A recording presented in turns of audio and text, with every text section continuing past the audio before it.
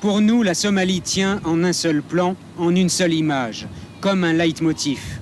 À l'infini, ces points d'eau autour desquels chèvres et chameaux se concentrent, l'élevage est la première richesse du pays.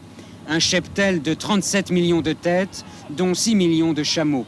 La Somalie vit sur eux.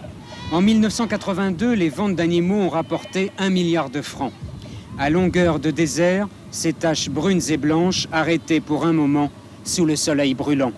Le silence et le bruit, les bergers aux gestes lents et leur regard qui fuit à l'horizon.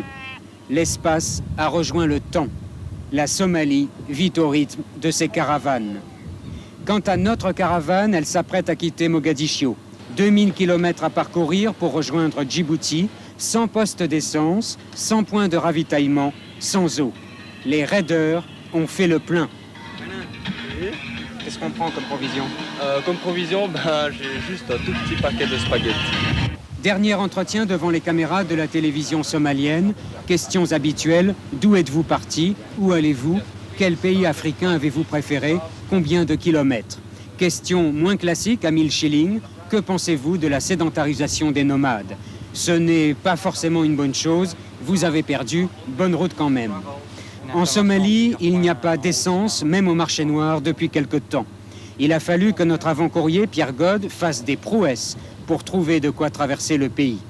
Dans un coin reculé de la ville, à l'abri des regards, nous chargeons 2000 litres d'essence. Une partie dans les voitures, le reste dans une citerne, la citerne dans un camion qui ira jusqu'à Hargeisa avec nous, tout au nord de la Somalie. Ce sera dans quelques crevaisons. Avec nous enfin des militaires armés pour nous escorter dans cette région incertaine. Nous devons passer le long de la frontière éthiopienne. En ce moment, de violents accrochages éclatent dans les villages frontaliers entre Somalie et Éthiopiens. Sans oublier les rebelles qui multiplient leurs actions contre tout ce qui symbolise le pouvoir. Nous devons aller vite et partout le convoi sera ralenti à chaque instant. Au kilomètre 100, déjà un arrêt, la Land Rover de l'escorte tousse et fume, radiateur cassé. 1 heure perdue. Kilomètre 255, notre voiture zigzague en pleine ligne droite. Elle est déstabilisée et part de côté. Qu'est-ce qui se passe? Les amortisseurs foutus. Kilomètre 350, la caravane passe, les chameaux se taisent. Kilomètre 420, l'escorte tombe en panne d'essence. Il faut donner aux militaires 150 litres. Mais notre estimation est calculée au plus juste et cela risque de créer quelques difficultés avant l'arrivée. Kilomètre 600, la voiture de Serge se retourne. Nous vous en avons parlé la semaine dernière. Nous repartons sans lui, sans savoir si un avion a pu atterrir pour le sauver. Kilomètre 720, 721 et 722, rien à signaler. Kilomètre 725, il fait chaud. Kilomètre 1400, le camion qui transporte l'essence ne suit plus. Il a disparu à la sortie de Berbera, tout au nord de la Somalie. Une fois de plus, l'attente. Température 35 degrés et le temps qui s'écoule. 3 heures plus tard, comme un mirage, le retour du camion. Cette fois, le retard accumulé est important. Kilomètre 1600, arrivé à Hargeisa, dernière ville de Somalie, au nord-ouest du pays. Après, pas une piste indiquée sur la carte. Le camion d'essence s'est à nouveau volatilisé, mais cette fois pour longtemps. Nous sommes bloqués. Et l'autre camion, il va pas venir? Le camion disparu dans la nature. Il faut trouver 700 litres comme ça. La nuit est tombée, le camion est enfin arrivé.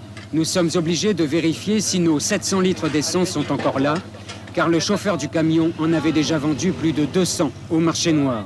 La routine en quelque sorte. Dernier plein d'essence avant le trajet Hargeisa-Djibouti, 400 km de pierre et de sable.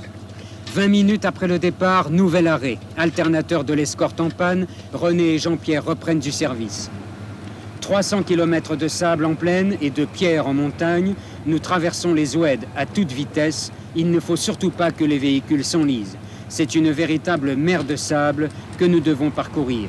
Une piste qui aura raison de la voiture RTL, déjà endommagée par l'accident de Serge. Cette fois, elle n'avance plus.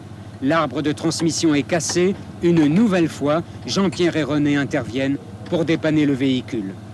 Le reste du convoi est arrêté à plusieurs dizaines de kilomètres de là. Petit à petit, nous avons des nouvelles des uns et des autres. Le sable à nouveau, les chocs aussi. Kilomètre 250, cette fois c'est notre voiture de production qui lâche, pont cassé. Impossible d'avancer, de nouveau Jean-Pierre et René à l'honneur.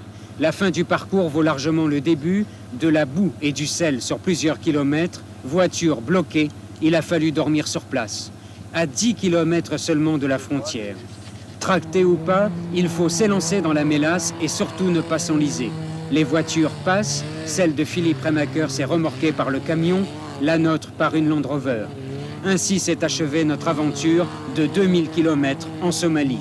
Elle nous a valu un accident, une dizaine de crevaisons, un arbre de transmission cassé, une voiture hors d'état et des pots d'échappement sectionnés. Autant vous dire que l'arrivée à la frontière a ressemblé à un instant de répit. Nous allions pouvoir enfin s'arrêter quelques instants et peut-être dormir un peu. Pierre God était là, Christine aussi. Ils nous ont rassurés sur l'état de Serge que nous avions quitté 1000 km plus bas. Retrouvailles et convois au ralenti sur Djibouti, la population surprise par ces carcasses rescapées dont ne sait quelle aventure. Mais tout le monde a tenu bon, les voitures aussi, enfin presque. La nouvelle s'est vite répandue à Djibouti et beaucoup d'habitants sont venus nous aider à parcourir les derniers mètres. Au fait, comment c'était la Somalie? Assez facile.